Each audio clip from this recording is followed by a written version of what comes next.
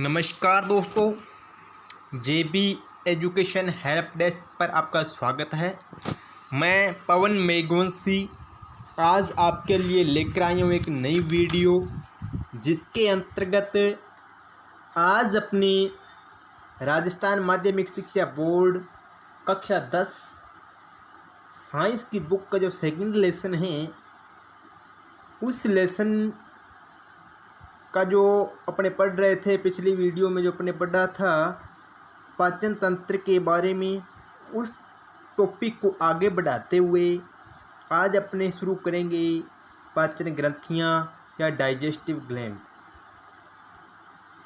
तो यदि आपने पिछला वीडियो देखा है तो आपको पता लग गया होगा कि पाचन तंत्र किसे कहते हैं, कौन कौन से अंग उसके अंदर आते हैं, उनके बारे में अपने पढ़ लिया था। लेकिन आज का जो अपना टॉपिक है वो टॉपिक अपना है पाचन ग्रंथियां या डाइजेस्टिव ग्लैंड्स है। ठीक है, लेकिन वीडियो शुरू करने से पहले आपसे एक रिक्वेस्ट है, यदि आप चैनल पर पहली बार विजिट कर रही हैं तो प्लीज़ चैनल को सब्सक्राइब करना ना भूलें और बेल आइकन को भी दबा दें, ताकि आने वाले नई वीडियो की नोटिफिकेशन आप तक पहुंचती रहे। और वीडियो को ज़्यादा से ज़्यादा लाइक करें और शेयर करें, ताकि प्रत्येक विद्यार्थी इस वीडियो का पूरा लाभ उठा सके। तो फ्रेंड्स, अपने शुरू करते हैं आज की वीडियो। तो आज की वीडियो के अंदर अपने पढ़ने जा रही हैं पाचन ग्रंथियों के बारे में। पाचन ग्रंथियाँ कौन कौन सी होती हैं, हमारे पाचन तंत्र में इनका क्या योगदान है, किस प्रकार से ये सहायता करती है पाचन में, इन सब बातों के बारे में अपने इस लेसन के अंदर पढ़ेंगे। तो सबसे पहले तो आपको पता होना चाहिए कि जो मानव पाचन तंत्र है, उस पाचन तंत्र के अंदर कौन कौन सी जो ग्रंथियां हैं जो पाचन में सहायता करती हैं। तो जो मुख्य 3 ग्रंथियां हैं जो पाचन में सहायता करती हैं, लार ग्रंथि होती है फर्स्ट, सेकंड आती है यकृत यानी कि लीवर, और थर्ड आती है अग्नाशय ग्रंथि यानी कि पैंक्रियाज। यानी कि फर्स्ट कौन सा है, सलाइवरी ग्लैंड है, सेकंड लीवर है, और थर्ड जो है वो पैंक्रियाज है यानी कि अग्नाशय ग्रंथि है। तो अपने इस वीडियो के अंदर इन तीनों ग्रंथियों की जो कार्य हैं या पाचन के अंदर इनका क्या योगदान है, इन सब के बारे में पढ़ने वाले हैं। तो प्लीज़ वीडियो को लास्ट तक देखना, ताकि इन सब के कार्य, पाचन तंत्र में इनका योगदान, इन सब के बारे में अपने समझ सकें। तो सबसे पहले अपने जो पढ़ेंगे वो पढ़ेंगे लार ग्रंथि के बारे में, सलाइवरी ग्लैंड के बारे में अपने पढ़ेंगे। ठीक है, तो जैसा कि अपने पहले पढ़ा था पाचन तंत्र के अंदर जो अंग पढ़े थे, उस अंग के अंदर अपने सबसे पहले पढ़ा था मुख के बारे में, माउथ के बारे में। और उसमें भी शायद मैंने आपको बताया था कि जो मुख होता है, मुख के अंदर क्या होती है, जीभ होती है। मुख के अंदर क्या होती है, जीभ होती है, जो किससे बनी होती है, जो बनी होती है पेशी से। ठीक है, और ये जो मुख में होती है और जो जीभ होती है हमारी, उस जीभ में क्या होती हैं, लार ग्रंथियाँ पाई जाती हैं जीभ पर। ठीक है, जीभ पर क्या होती है, जो हमारी स्वाद कलिकाएँ पाई जाती है, जो स्वाद का अनुभव कराती हैं। ठीक है, और इसी प्रकार मुख में क्या होती हैं, जो 3 लार ग्रंथियां होती हैं अलग अलग। ठीक है, जो कि लार का स्त्राव करती हैं, और उस लार में क्या होता है, उस लार में होता है एक विशेष प्रकार का एंजाइम। ठीक है, जिसको अपने कहते हैं टाइलिन। क्या कहते हैं, टाइलिन। लिख देता हूँ मैं यहाँ पर, टाइलिन। ठीक है, ये जो टाइलिन होता है ये क्या करता है, ये टाइलिन स्टार्च के पाचन में क्या करता है, सहायता करता है। किसके पाचन में, स्टार्च के पाचन में। तो अपने कह सकते हैं कि जो स्टार्च का जो पाचन है, ठीक है, वो कहाँ शुरू हो जाता है, मुख के अंदर शुरू हो जाता है। ठीक है, तो अपने इसके अंदर ये पढ़ना है कि जो लार ग्रंथियाँ वो कौन कौन सी हैं, 3 लार ग्रंथियाँ हैं। ठीक है, और इनका पाचन में क्या योगदान है। ठीक है, तो अपने शुरू करने जा रहे हैं लार ग्रंथियों के बारे में। तो यह ग्रंथि मुंह में लार उत्पन्न करती है। लार ग्रंथि क्या करती है, लार उत्पन्न करने का काम करती है। और लार एक सीरमी तरल तथा एक चिपे श्लेष्मा का मिश्रण होता है। तरल भाग भोजन को गिल्ला करता है तथा श्लेष्मा लुब्रिकेंट के तौर पर कार्य करता है, यानी कि भोजन को क्या करता है, लुब्रिकेंट यानी चिकना बनाए रखने का काम करता है। लार का मुख्य कार्य भोजन में उपस्थित स्टार्च का मुख में पाचन शुरू करना और भोजन को चिकना व घुलनशील बनाना है। यानी कि लार का मुख्य क्या कार्य क्या बता दिया इसने, लार का जो मुख्य कार्य क्या है, स्टार्च का पाचन शुरू करना। स्टार्च का पाचन शुरू करना, किसका पाचन, स्टार्च का, ठीक है। तो कार्बोहाइड्रेट का जो पाचन होता है वो कहाँ शुरू हो जाता है, मुख के अंदर शुरू हो जाता है। इसके अलावा ये क्या काम करती है, लार भोजन को चिकना बनाती है, लुब्रिकेंट के तौर पर कार्य करती है और घुलनशील भी बनाती है, ठीक है। तो ये काम किसका आ गया, ये काम आ गया लार का, ठीक है। इसके अलावा अपने बात करें लार की, तो लार क्या करती है, यह दांतों, मुख, गोयिका व जीभ की सफाई भी करती है, ठीक है। और लार होती कितने प्रकार, लार ग्रंथियां जो होती हैं वो कितने प्रकार की होती हैं, लार ग्रंथियां होती हैं 3 प्रकार की। वो 3 प्रकार की कौन कौन सी होती हैं, अभी अपने पढ़ते हैं इसके बारे में कि 3 प्रकार की लार ग्रंथियां कौन कौन सी हैं। तो ये देखो डायग्राम के अंदर अलग अलग ग्रंथियों के बारे में बता रखा है। 3 प्रकार की ग्रंथियां कौन कौन सी हैं, वो 3 प्रकार की ग्रंथियां ये है, देखो कौन कौन सी है। ये वाली ग्रंथि कौन सी है, अधोजीवा ग्रंथि, कौन सी, अधोजीवा ग्रंथि, ठीक है। और अधोजीवा ग्रंथि को अपने दूसरा क्या नाम लगा लेते हैं, इसका सबलिंगुअल ग्लैंड कहते हैं इंग्लिश में इसको। इंग्लिश में इसको क्या कहती हैं, इंग्लिश में इसको कहते हैं सबलिंगुअल ग्लैंड। क्या कहते हैं, सबलिंगुअल ग्लैंड कहते हैं, सबलिंगुअल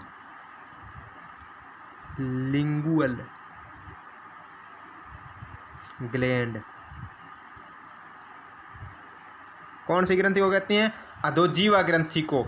और सेकंड जो ग्रंथि है वो कौन सी है, सेकंड जो ग्रंथि अपने देख रहे हैं वो है कर्णपूर्व ग्रंथि।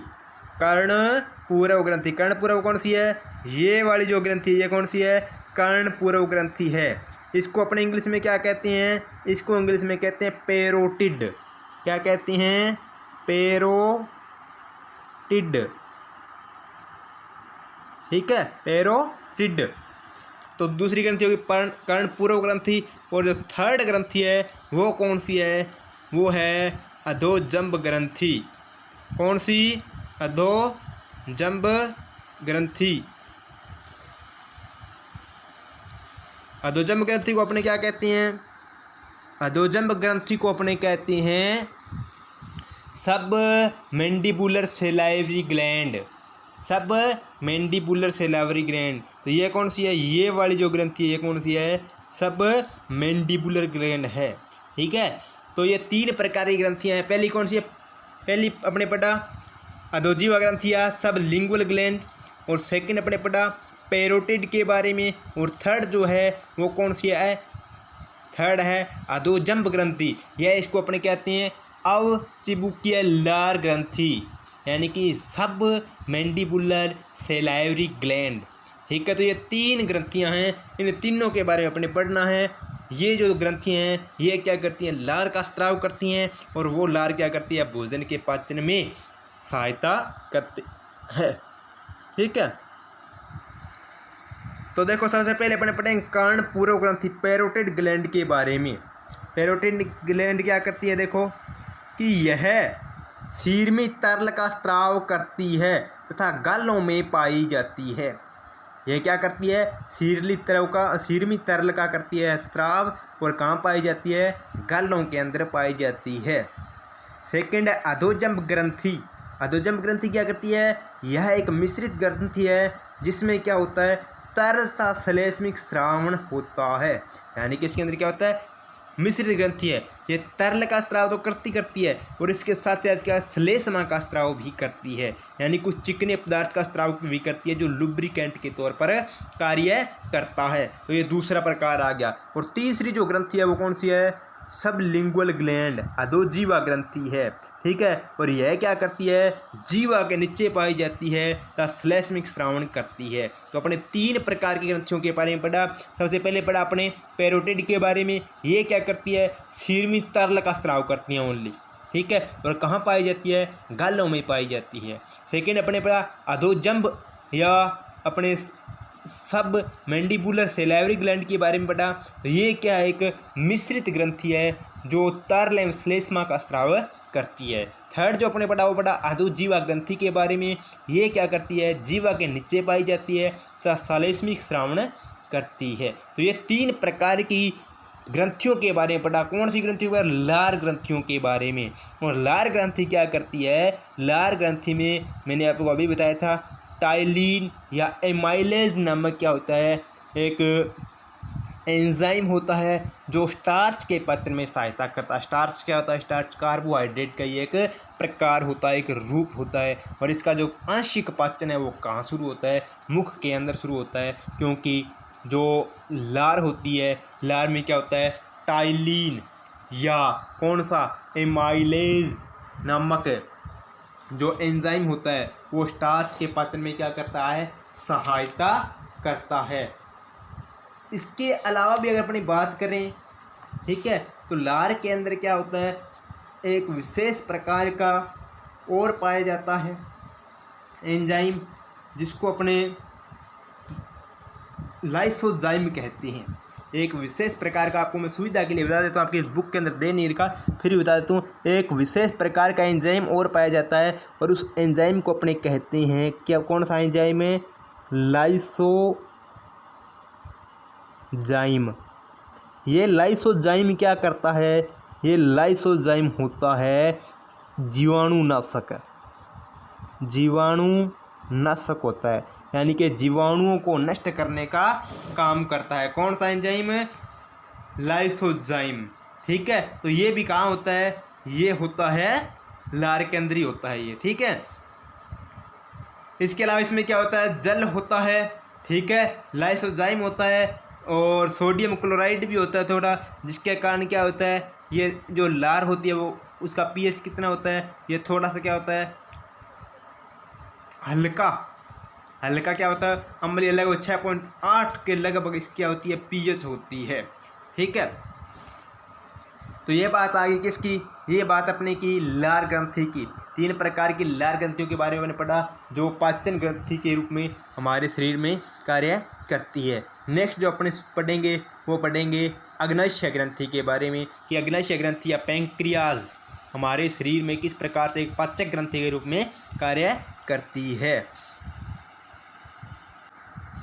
अगर अपने बात करें पैंक्रियाज की, अग्नाशय ग्रंथि की, कि ये पाचक ग्रंथि के रूप में किस प्रकार से कार्य करती है, तो मैं आपको बता देता हूँ। सबसे पहली एक लाइन, बहुत बढ़िया लाइन दे रखी है इसके अंदर, कि यह एक क्या है, मिश्रित ग्रंथि है। कैसी ग्रंथि है, मिश्रित ग्रंथि है, जो क्या करती है, अंतःस्रावी हार्मोन इंसुलिन का व ग्लूकागोन का, 2 हार्मोन का स्राव करती है, और बहिस्रावी अग्नाशयी रस का भी स्राव करती है। यानी कि ये मिश्रित ग्रंथि क्यों है, इसका कारण क्या है, इसका कारण ये है कि ये बहिस्रावी ग्रंथि के रूप में भी कार्य करती है और अंतःस्रावी ग्रंथि के रूप में भी कार्य करती है। यानी कि इंसुलिन का स्राव करती है, ग्लूकागोन का स्राव करती है, ठीक है, और इसके अलावा क्या करती है, ये अग्नाशयी रस का भी स्राव करती है, ठीक है। यानी कि अंतःस्रावी और बहिस्रावी ग्रंथि के तौर पर कार्य करती है, इसीलिए इसको अपने क्या कहते हैं, एक मिश्रित ग्रंथि कहते हैं, ठीक है। तो याद रखना,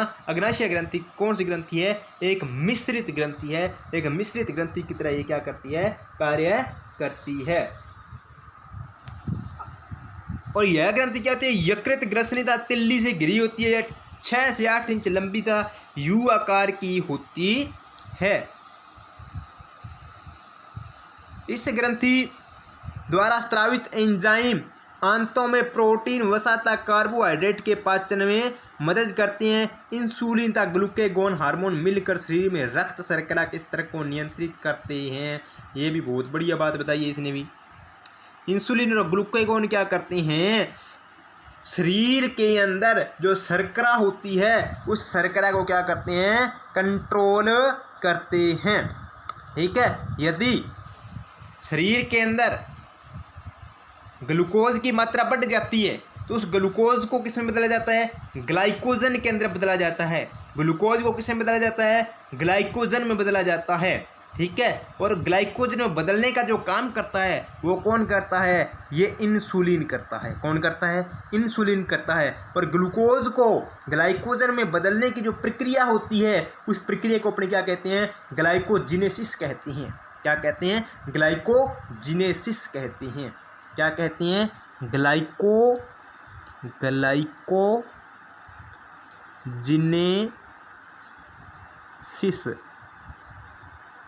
ठीक है, ग्लाइकोजिनेसिस कहती हैं। और ये कार्य किसके द्वारा होता है, इंसुलिन के द्वारा होता है। और इसके अपोजिट यदि शरीर में ग्लूकोज की मात्रा कम हो जाती है तो जो स्टोर रूप में ग्लाइकोजन पाया जाता है शरीर के अंदर, उस ग्लाइकोजन को वापस ग्लूकोज में कन्वर्ट करने का जो काम होता है वो किसका होता है, ग्लूकेगोन का होता है। ठीक है। तो ये दोनों क्या करते हैं, शरीर में जो शर्करा का जो स्तर है, ठीक है, उस स्तर को बनाए रखने का काम करते हैं। ठीक है। और ग्लाइकोजन को पुनः ग्लूकोज में बदलने की क्रिया को अपने क्या कहते हैं, ग्लाइकोजिनोलाइसिस कहते हैं। क्या कहते हैं, ग्लाइकोजिनोलाइसिस। तो यहाँ पे दो नाम आए, एक तो ग्लाइकोजिनेसिस, एक है ग्लाइकोजिनोलाइसिस। ग्लाइकोजिनेसिस किसे कहते हैं, जब इंसुलिन क्या करता है, जो अधिक मात्रा में ग्लूकोज है उसको ग्लाइकोजन में कन्वर्ट करता है, उसको अपने क्या कहते हैं, उसको कहते हैं ग्लाइकोजिनेसिस। और यदि शरीर में ग्लूकोज की मात्रा कम हो जाती है तो जो ग्लाइकोजन से ग्लूकोज में कन्वर्ट होता है उस प्रक्रिया को अपने क्या कहते हैं, ग्लाइकोजिनोलाइसिस कहते हैं। और ये जो प्रक्रिया होती है किसके द्वारा संपन्न होती है, ग्लूकेगोन हार्मोन के द्वारा संपन्न होती है। ठीक है। तो ये काम किसका आ गया, ये काम आ गया अग्नाशय ग्रंथि का। ठीक है। तो अग्नाशय ग्रंथि से कौन कौन से हार्मोन होते हैं, मुख्य हार्मोन कौन से हैं, इंसुलिन और ग्लूकेगोन है। इसके अलावा और भी हार्मोन होते हैं, वो अपने जब अग्नाशय ग्रंथि के बारे में पढ़ेंगे तब अपने पढ़ लेंगे। तो मुख्य जो हार्मोन है वो कौन से हैं, इंसुलिन और ग्लूकेगोन। तो अपने दो ग्रंथियों के बारे में पढ़ लिया। फर्स्ट अपने पढ़ा लार ग्रंथि के बारे में और सेकंड अपने जो पढ़ा वो पढ़ा है अग्नाशय ग्रंथि के बारे में। थर्ड जो अपने पढ़ेंगे वो पढ़ेंगे लीवर के बारे में। ठीक है। उससे पहले मैं आपको डायग्राम दिखा देता हूँ। ठीक है, अग्नाशय ग्रंथि का और लीवर का। ये लो जी, दोनों का दिखा देता हूँ। ये वाला जो दिख रहा है आपको, ये क्या है, ये है, ये इतना इतना जो दिख रहा है, इतना इतना, ये क्या है आपका, यकृत है। क्या है, यकृत, लीवर जिसको अपने कहते हैं। ठीक है। लीवर के ऊपर पढ़ेंगे। हमारे शरीर का जो आंतरिक अंग है, सबसे बड़ा अंग है और सबसे बड़ी ग्रंथि भी यही है, कौन, यकृत। ठीक है। और उसके बाद में ये जो थोड़ा वाइट कलर में दिख रहा है ना, अलग कलर से दिखा देता हूँ आपको मैं, अपने इसको कर देते हैं ग्रीन कर देते हैं। ठीक है। ये वाला जो दिख रहा है, ये वाला पार्ट, ये क्या है, ये पित्ताशय है। क्या है, ये पित्ताशय है। इस पित्ताशय के अंदर क्या होता है, जो पित्तरस का स्राव होता है वो पित्ताशय के अंदर आकर क्या हो जाता है, स्टोर हो जाता है। तो ये क्या है, ये पित्ताशय है। ठीक है। उसके बाद अपने नेक्स्ट देखते हैं।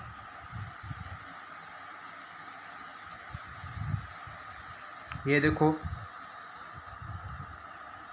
ये वाला जो है, ये वाली जो संरचना, ये क्या है, ये आमाशय है। क्या है, ये आमाशय। ठीक है। और ये जो नीचे दिख रही है संरचना, ये संरचना कौन सी है, ये संरचना है अग्नाशय ग्रंथि। कौन सी ग्रंथि, ये वाली संरचना जो दिख रही है, ये वाली संरचना, ये अग्नाशय ग्रंथि है। और ये जो लाइनिंग सी दिख रही है, ये क्या है, ये संवर्णी पेशियाँ होती हैं अग्नाशय ग्रंथि के अंदर। ठीक है। तो ये अपने किसके बारे में बात की, ये अपने संरचना के बारे में बात कर ली, यकृत, पित्ताशय और अग्नाशय ग्रंथि के बारे में कि वो किस प्रकार से स्थित होती है। ठीक है। अब नेक्स्ट जो अपने बात करें वो किसके बारे में बात करेंगे, यकृत या लीवर के बारे में बात करेंगे। तो अपने बात कर लेते हैं यकृत के बारे में। यकृत क्या होता है, तो जैसा कि मैंने आपको पहले बता दिया कि यकृत क्या होता है, मानव शरीर का सबसे आंतरिक बड़ा अंग होता है। और ये क्या होता है, मुख्य जो ग्रंथि है, पाचक ग्रंथि वो है। ठीक है। और ये क्या होता है, डायफ्राम के नीचे स्थित होता है और लगभग त्रिकोणाकार होता है। ठीक है। और इसका जो अधिकतम वजन है वो कहाँ होता है, दाईं ओर होता है। सामने से देखने पर यकृत दो भागों दाईं और बाईं पालियों में विभाजित नजर आता है। अग्रस्थ से तल की तरफ देखने पर दो अतिरिक्त पालियां दिखाई देती है। ठीक है, यानी कि ये दो पालियों के अंदर विभाजित होता है, दाईं पाली और बाईं पाली। ठीक है, यानी कि लोब्स, इंग्लिश में पाली को क्या कहते हैं, लोब्स।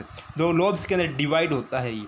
यकृत करीब 1 लाख छोटी कोणीय संरचनात्मक और कार्यात्मक इकाई जिन्हें यकृत पालिका यानी कि लीवर लोब्यूल्स कहा जाता है से निर्मित होती है। किसके द्वारा निर्मित होती है? लीवर लोब्यूल्स के द्वारा, यकृत पालिकाओं के द्वारा निर्मित होती है, लगभग 1 लाख यकृत पालिकाओं के द्वारा। ठीक है, और इन यकृत पालिकाओं को अपनी क्या कहती हैं? यकृत की संरचनात्मक और क्रियात्मक इकाई कहते हैं। तो आपसे एक क्वेश्चन पूछा जा सकता है कि यकृत की संरचनात्मक और क्रियात्मक इकाई कौन सी है? तो आप क्या बताओगे? Liver lobules. ठीक है, इसको ढंग से देख लेना, अंडरलाइन कर रहा हूँ मैं। ठीक है, यकृत पालिकाएं क्या है, लीवर लोब्यूल्स क्या है? ये छोटी छोटी षटकोणीय संरचनात्मक और क्रियात्मक, कार्यात्मक या क्रियात्मक एक ही बात है। ठीक है, यानी कि जो क्रिया करती है वो क्रियात्मक या कार्यात्मक होगी। तो संरचनात्मक और क्रियात्मक इकाई है किसकी? लीवर की। ठीक है, और इनको अपने कहते क्या हैं? यकृत पालिकाएं कहती हैं, लीवर लोब्यूल्स कहती हैं। ठीक है, तो एक बहुत इंपॉर्टेंट बात है ये कि यकृत पालिकाएं क्या है। तो अपने कह सकते हैं यकृत पालिकाएं जो है वो यकृत की संरचनात्मक और क्रियात्मक इकाई है।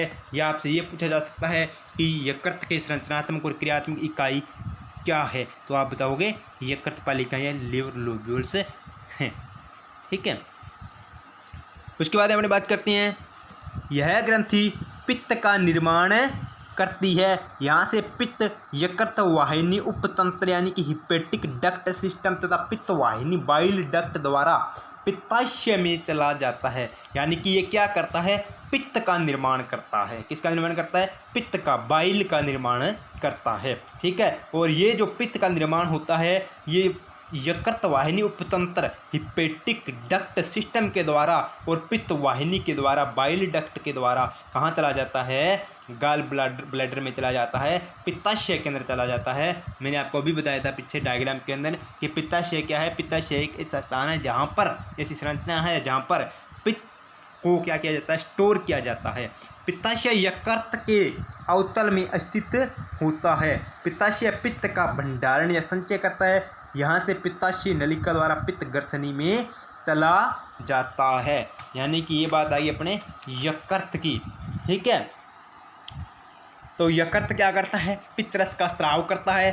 ठीक है, और पित्तरस के स्त्राव के बाद में जो यकृत वाहिनी उपतंत्र है, हिपेटिक डक्ट सिस्टम है और बाइल डक्ट है, उसके द्वारा क्या होता है? पित्ताशय में चला जाता है पित्तरस। और पित्ताशय क्या करता है? यकृत के अवतल में स्थित होता है और ये क्या करता है? जो पित्तरस होता है उसके स्टोर का काम करता है। ठीक है, तो ये बात आगे 3 ग्रंथियों के बारे में अपने पढ़ लिया। यहाँ पर लीवर के बारे में अपने पढ़ लिया, यहाँ पर अपने पैंक्रियाज के बारे में पढ़ लिया, सैलाइवरी ग्लैंड के बारे में अपने पढ़ लिया। तो ये वो ग्रंथियाँ हैं जो मानव पाचन तंत्र में ग्रंथियों के तौर पर, ग्लैंड्स के तौर पर काम करती हैं। नेक्स्ट जो अपने पढ़ेंगे वो पढ़ेंगे डाइजेशन ऑफ फूड, यानी कि जो फूड है उसका डाइजेशन होता कैसे है। ठीक है, उस पूरी प्रक्रिया के बारे में अपने पढ़ने वाले हैं। भोजन का पाचन यानी कि डाइजेशन ऑफ फूड, किस प्रकार से पाचन होता है, कौन कौन से रासायनिक पदार्थ इसके अंदर, एंजाइम्स इसके अंदर कार्य करती हैं, उनका क्या योगदान है, तो उसके सबके सारी प्रक्रिया के बारे में अपने इसके अंदर पढ़ने वाले हैं। तो भोजन के पाचन की क्रिया कई यांत्रिक एवं रासायनिक प्रक्रियाओं द्वारा संपन्न होती हैं। आहार नाल के भीतर विभिन्न अंगों एवं ग्रंथियों से स्रावित एंजाइम भोजन के पोषक तत्वों का जल अपघटन कर सरलीकृत करते हैं। ठीक है, यानी कि जो जटिल अणु होते हैं उन जटिल अणुओं को, ठीक है, जो विभिन्न प्रकार की ग्रंथियां हैं, विभिन्न प्रकार के जो अंग हैं जो कि पाचन में सहायता करते हैं, उन अंगों के द्वारा, उन ग्रंथियों के द्वारा विशेष प्रकार की रासायनिक पदार्थों का स्त्राव किया जाता है, एंजाइमों का स्त्राव किया जाता है। और वो एंजाइम और रासायनिक पदार्थ क्या करती हैं? जो जटिल अणु होते हैं उन जटिल अणुओं को सरल अणुओं में तोड़ने का काम करती हैं। और इसी प्रक्रिया को अपने क्या कहते हैं? इसी प्रक्रिया को पाचन कहती हैं। ये एंजाइम सामान्यतः हाइड्रोसिलेज वर्ग की हैं और पाचन में कार्य करने वाले प्रमुख एंजाइम निम्न प्रकार हैं। कौन कौन से एंजाइम हैं जो प्रमुखता से पाचन के कार्य में हेल्प करते हैं। तो फर्स्ट है कार्बोहाइड्रेट पाचक एंजाइम कौन सी होती हैं, यानी कि वो एंजाइम जो कार्बोहाइड्रेट का पाचन करती हैं। ठीक है, तो इसके अंदर फर्स्ट नाम दे रखा है इसने एमिलेज। ठीक है, एमिलेज या इसको अपने एमाइलेज भी कहती हैं। ठीक है, जो मैंने आपको बताया था टाइलिन के बारे में, टाइलिन कहाँ होता है, लार के अंदर होता है। तो ये टाइलिन क्या करता है, ये एमिलेज है। ठीक है, इसी को टाइलिन कहती हैं। तो एमिलेज हो गया जो कार्बोहाइड्रेट का क्या करता है, पाचन करता है। माल्टेज हो गया, ये माल्टोज का पाचन करता है। सुक्रेज हो गया, सुक्रोज का पाचन करता है। तो ये जो अलग अलग एंजाइम हैं, ठीक है, ये क्या करते हैं, कार्बोहाइड्रेट का पाचन करते हैं। सेकंड है प्रोटीन पाचक, ट्रिप्सिन हो गया, काइमोट्रिप्सिन हो गया, पेप्सिन हो गया। ये क्या करते हैं, ट्रिप्सिन, काइमोट्रिप्सिन और पेप्सिन, ये किसका पाचन करते हैं, प्रोटीन का पाचन करती हैं। थर्ड वसा का पाचन लाइपेज एंजाइम होता है। ये वसा को क्या वसीय अम्ल में तोड़ देता है। ठीक है, न्यूक्लियोजेज, ये न्यूक्लियोटाइडेज और न्यूक्लियोजेज एंजाइम में होते हैं। तो ये इस प्रकार से अलग अलग जो घटक होते हैं भोजन के, उन घटकों के पाचन के लिए एंजाइम सभी क्या है, अलग अलग होते हैं। ठीक है, तो ये अलग अलग प्रकार के एंजाइमों के बारे में अपने जाना कि कौन से घटक के लिए कौन सा एंजाइम कार्य करता है। ठीक है, एंजाइमों की बात होगी। उसके बाद ये प्रक्रिया कैसी होती है उसके बारे में पढ़ लेते हैं कि भोजन को चबाने व लार के साथ मिलाने का कार्य मुख गुहा में संपादित किया जाता है। ये अपने पढ़ा था मुख के अंदर कि मुख के अंदर क्या होते हैं, दांत होती हैं। ठीक है, अपने अलग अलग पढ़ा था, कृतनक के बारे में, इंसिजर के बारे में पढ़ा, कैनाइन्स के बारे में पढ़ा, प्री मोलर के बारे में पढ़ा, मोलर के बारे में अपने पढ़ा। ठीक है, तो वो क्या करते हैं, भोजन को कुतरने का काम करते हैं, चीरने फाड़ने का काम करते हैं। उसके अलावा लार ग्रंथियाँ पाई जाती हैं जो कि भोजन को चिपचिपा बना देती हैं, गिल्ला कर देती हैं। ठीक है, तो ये क्या करती हैं, ये जो कार्य होता है कहाँ संपादित किया जाता है, मुख के अंदर संपादित किया जाता है। लार का जो श्लेष्मा होता है भोजन के कणों को चिकना कर उन्हें चिपकाने में मदद करता है। भोजन व बोलस के रूप में क्रमाकुंचन गति द्वारा ग्रसनी से ग्रसिका से आमाशय में पहुंचता है। अब देखो यहाँ पे एक बहुत ही बढ़िया क्वेश्चन है, आपसे 1 नंबर के अंदर क्वेश्चन बोर्ड के अंदर पूछा जा सकता है, और वो पूछा क्या जा सकता है, बोलस के बारे में। बोलस किसे कहते हैं, तो बोलस किसे कहती हैं, जब भोजन अपने अंतर ग्रहण करते हैं, यानी कि शरीर के अंदर लेते हैं। ठीक है, जब अंदर लेते हैं तो जैसे मुख के अंदर भोजन आता है तो लार का स्राव शुरू हो जाता है और दांतों के द्वारा भोजन को छोटे छोटे टुकड़ों में बांट दिया जाता है। और उसमें जब भोजन के अंदर लार मिक्स हो जाती है तो भोजन क्या होता है, लुगदीनुमा बन जाता है, गिल्ला हो जाता है। ठीक है, और लुगदीनुमा बन जाता है। उस लुगदीनुमा भोजन के रूप को ही अपने क्या कहते हैं, उस लुगदीनुमा भोजन के रूप को ही अपने कहते हैं बोलस। ठीक है, यानी कि मुख के अंदर आते ही दांतों के द्वारा उसको क्या किया जाता है, चीरा जाता है उसको। ठीक है, काटा जाता है और छोटे छोटे टुकड़ों में बांटा जाता है और लार उसके अंदर मिक्स हो जाती है, श्लेष में उसके अंदर मिक्स हो जाती है, जिसके कारण वो चिकना हो जाता है और लुगदीनुमा हो जाता है। ठीक है, तो उस प्रोसेस को अपने क्या कहते हैं, उस जो नया रूप बन जाता है भोजन का, उसको अपने क्या कहते हैं, बोलस कहती हैं। और ये जो बोलस है ये क्या करता है, कर्माकुंचन गति के द्वारा ग्रसनी से ग्रसिका में और ग्रसिका से कहा जाता है आमाशय में पहुंचता है। आपको याद होगा मैंने पिछली वीडियो के अंदर बताई थी ये बात आपको कि ग्रसनी और ग्रसिका के अंदर, यानी ग्रसनी और जो ग्रास नाल होती है उनके अंदर किसी प्रकार का पाचन नहीं होता है। ये क्या करती हैं ग्रसनी और ग्रसिका, ये सिर्फ और सिर्फ भोजन के लिए मार्ग प्रदान करती हैं। ठीक है, इसलिए जैसे ही बोलस का निर्माण हुआ तो ये बोलस क्या है, कर्माकुंचन गति करता हुआ ग्रसनी से होता हुआ ग्रसिका में पहुंचता है और ग्रसिका से कहाँ चला जाता है, आमाशय के अंदर चला जाता है, स्टोमक के अंदर चला जाता है। ठीक है, आमाशय में भोजन के प्रवेश को जठर ग्रसिका अवरोधिनी नियंत्रित करती है। ठीक है, ये भी आपको शायद याद होगा, अपने पढ़ा था 2 अवरोधिनियों के बारे में। ठीक है, एक थी ग्रास नलिका अवरोधिनी और एक है जठर निर्गमीय अवरोधिनी। ठीक है, इन दोनों के बारे में अपने पढ़ लिया था। ठीक है, तो जो ग्रास नलिका अवरोधिनी थी ये तो क्या करती थी, ये ग्रसिका और आमाशय में विभाजित करती है। ठीक है, और ये क्या करती क्या है, जो अम्लीय भोजन है आमाशय का वो वापस कहाँ ना जाए, आमाशय से वापस ग्रास नाल के अंदर ना जाए, इसको कंट्रोल करती है। और सेकंड पढ़ी थी अपने किसके बारे में, जठर निर्गमीय अवरोधिनी। ये कहाँ पर होती है, ये होती है आमाशय व छोटी आंत के बीच में। ठीक है, और ये क्या करती है, आमाशय से छोटी आंत में भोजन निकास को क्या करती है, कंट्रोल करती है। तो इन दोनों के बारे में अपने पढ़ा है पहले।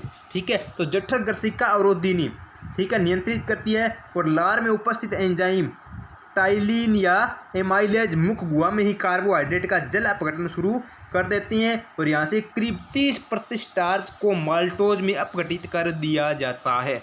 इसमें अपघटित कर दिया जाता है माल्टोज में, ठीक है। अब देखो यहाँ पे 30% ही है, पूरे की बात नहीं कर रहा। इसीलिए तो अपने क्या पढ़ते हैं कि मुख के अंदर जो भोजन का पाचन होता है कैसा होता है, आंशिक पाचन होता है, यानी कि थोड़ी मात्रा में पाचन होता है, पूर्ण रूप से उसका पाचन नहीं होता है। तो लगभग कितना 25 से 30% स्टार्च का पाचन कहाँ हो जाता है, मुख में हो जाता है, और उस कार्बोहाइड्रेट या स्टार्च को अपने किस में बदल दिया जाता है, माइलेज के द्वारा माल्टोज के अंदर बदल दिया जाता है। और इस माल्टोज को, ठीक है, फिर इसका पाचन होता है माल्टेज के द्वारा, ठीक है, और इसको सरल अणु यानी कि ग्लूकोज में तोड़ दिया जाता है। आमाशय में 3 प्रकार के स्राव म्यूकस, प्रोएंजाइम, पेप्सिनोजन तथा हाइड्रोक्लोरिक अम्ल पाए जाते हैं, ठीक है। म्यूकस श्लेष्मा ग्रीवी कोशिकाओं द्वारा स्रावित किया जाता है और प्रोएंजाइम पेप्सिनोजन हाइड्रोक्लोरिक अम्ल द्वारा तैयार अम्लीय वातावरण में सक्रिय एंजाइम पेप्सिन में परिवर्तित हो जाता है तथा भोजन में उपस्थित प्रोटीन का अपघटन करता है। यहाँ पर देखो बात कर रहा है, ये हाइड्रोक्लोरिक अम्ल की बात कर रहा है या फिर ये प्रोएंजाइम जो पेप्सिनोजन है उसकी बात कर रहा है। ये क्या होते हैं, गैस्ट्रिक जूस, जो कि किसके द्वारा स्रावित किया जाता है, आमाशय के अंदर पाई जाती है गैस्ट्रिक ग्लैंड, जठर ग्रंथियाँ पाई जाती हैं। वो जठर ग्रंथियाँ क्या करती हैं, जठरस का स्राव करती है। उस जठरस के अंदर क्या होते हैं, ये प्रोएंजाइम पेप्सिनोजन होता है, उसके अंदर हाइड्रोक्लोरिक अम्ल होता है, ठीक है। तो जो हाइड्रोक्लोरिक अम्ल होता है ये क्या करता है, हाइड्रोक्लोरिक अम्ल भोजन को अम्लीय मध्यम प्रदान करता है। क्या करता है, भोजन को अम्लीय मध्यम प्रदान करता है, जिसके कारण क्या होता है, भोजन, ठीक है, सड़ने से बचता है, ठीक है। इसके अलावा यदि किसी प्रकार के कोई कीटाणु या जीवाणु भोजन के अंदर आए हैं जो हमारे शरीर के लिए क्या नुकसानदायक है, उनको नष्ट करने का काम करता है, ठीक है। और साथ में क्या है, भोजन के पाचन के जो अम्लीय प्रकृति चाहिए होती है उस प्रकृति को अम्लीय करने का काम करता है हाइड्रोक्लोरिक अम्ल। और जो पेप्सिनोजन होता है वो पेप्सिन जो एंजाइम होता है, ठीक है, उसको प्रोटीन अपघटन के लिए तैयार करता है। तो ये बात आई किसकी, प्रोटीन के पाचन की। यहाँ पर अब देखो उसके बाद में क्या कह रहा है ये, उसके बाद में ये कह रहा है कि जो नवजात शिशु होते हैं, ठीक है, उनमें पेप्सिन के स्थान के साथ क्या होता है, जठरस में क्या होता है, रेनिन नामक एंजाइम पाया जाता है, ठीक है। रेनिन जो एंजाइम होता है वो क्या करता है, रेनिन जो एंजाइम होता है, रेनिन एंजाइम जो मिल्क होता है, दूध होता है, उस दूध को पचाने का काम करता है कौन, रेनिन, ठीक है। तो इसके बारे में अपने पढ़ते हैं आगे कि रेनिन क्या करता है। तो देखो रेनिन की बात करें अपनी कि शिशुओं में पेप्सिन के साथ जठरस में रेनिन नामक एंजाइम भी पाया जाता है और यह दुग्ध प्रोटीन के पाचन में मदद करता है, क्योंकि शिशु क्या करता है, भोजन के रूप में सिर्फ और सिर्फ क्या करता है, माता का दूध पीता है, ठीक है। तो उस दूध के पाचन के लिए पेप्सिन के साथ क्या पाया जाता है, रेनिन एंजाइम भी पाया जाता है। और यह क्या करता है, जो मिल्क प्रोटीन होती है उस मिल्क प्रोटीन को पचाने का काम करता है कौन, रेनिन। ये भी इम्पोर्टेंट क्वेश्चन है, रेनिन का क्या काम है, या मिल्क प्रोटीन को पचाने वाला जो एंजाइम है वो कौन सा है, तो वो रेनिन नामक एंजाइम होता है। ऑक्सेंटिक कोशिकाएं हाइड्रोक्लोरिक अम्ल का स्राव करती हैं। ये देखो ये अलग अलग प्रकार की कोशिकाएं होती हैं जो कहाँ पर पाई जाती हैं, आमाशय के अंदर पाई जाती हैं, ठीक है। तो उन्हीं में से एक क्या है, ऑक्सेंटिक कोशिकाएं हैं। ऑक्सेंटिक कोशिकाएं क्या करती है, हाइड्रोक्लोरिक अम्ल का क्या करती हैं, स्राव करती हैं और आमाशय में भोजन कुछ घंटों तक रहता है। कितने घंटों तक, लगभग 3 से 4 घंटे यहाँ पर भोजन रुकता है, कहाँ, आमाशय के अंदर। तथा पेशीय संकुचन द्वारा जठरस से मिश्रित होकर काइम का निर्माण करता है। अब देखो पीछे अपने क्या पढ़ा, बोलस के बारे में। बोलस किसे कहते हैं, यानी कि जब भोजन मुख में आता है उसके अंदर लार मिक्स हो जाती है, ठीक है, वो लुगदीनुमा संरचना प्राप्त कर लेता है, उसको अपने क्या कहा, बोलस कहा। अब भोजन कहाँ गया है, बोलस कहाँ पहुँच गया, अब उसको अपने भोजन नहीं कहेंगे, उसको क्या कहेंगे, बोलस, ठीक है। तो बोलस सिक्का से तो कहाँ पहुँच गया, आमाशय के अंदर पहुँच गया है। और आमाशय के अंदर क्या है, ऑक्सेंटिक कोशिकाओं के द्वारा हाइड्रोक्लोरिक अम्ल जो स्रावित किया जाता है वो उसके अंदर मिक्स हो जाता है, ठीक है, और कुछ घंटे तक रुकता है।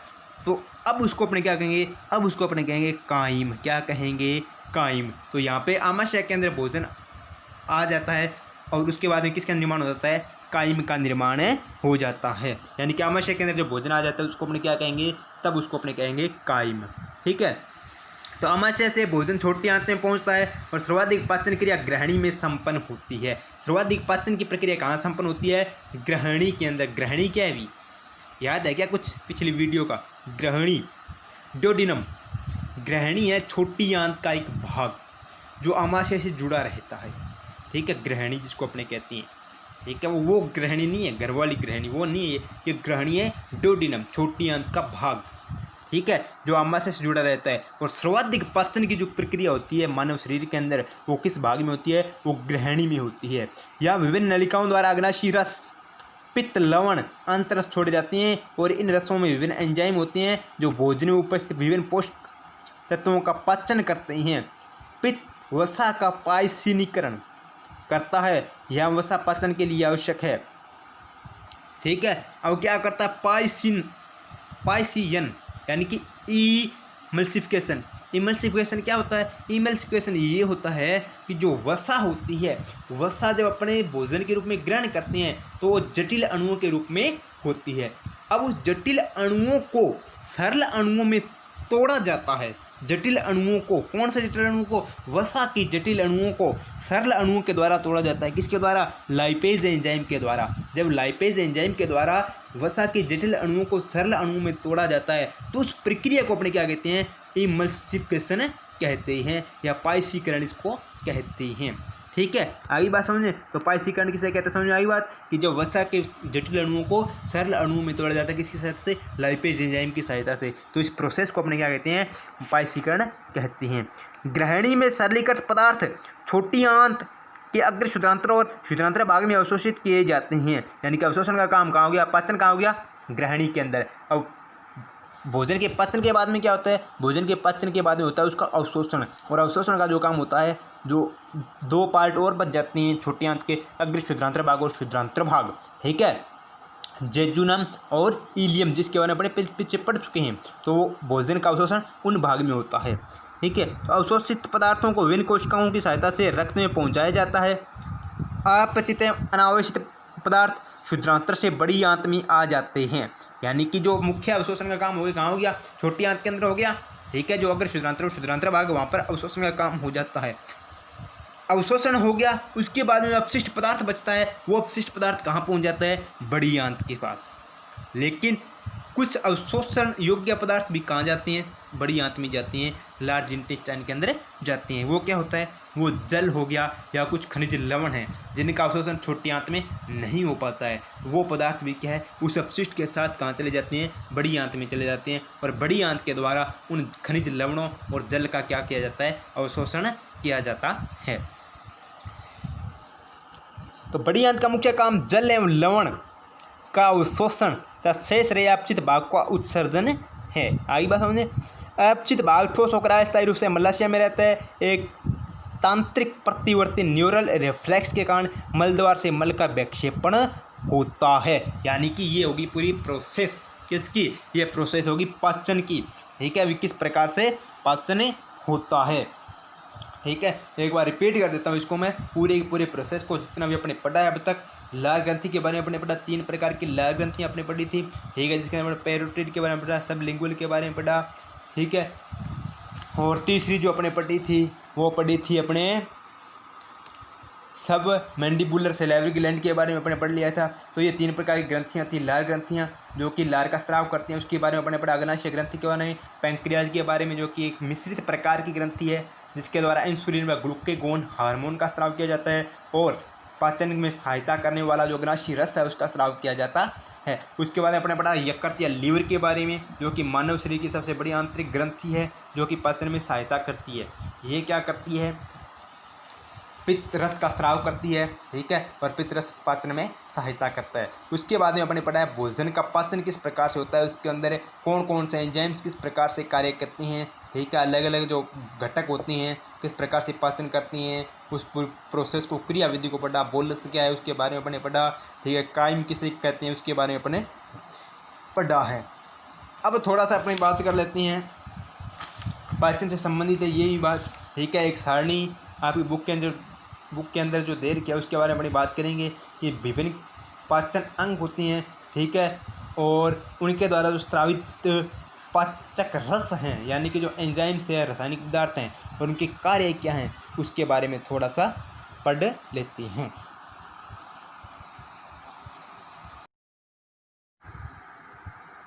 तो अब अपने देखते हैं कि विभिन्न पाचन अंग हैं, उनके द्वारा स्रावित कौन कौन से पाचक रस हैं और उनके क्या कार्य हैं, उनके बारे में थोड़ी बात कर लेते हैं। तो सबसे पहले जो अपनी बात करेंगे वो करेंगे लार ग्रंथि की, क्योंकि सबसे पहले अपनी ग्रंथियों के बारे में पढ़ा, किसके बारे में, लार ग्रंथि की। ठीक है, तो अगर अपनी बात करें लार ग्रंथि की, किसकी, लार ग्रंथि की।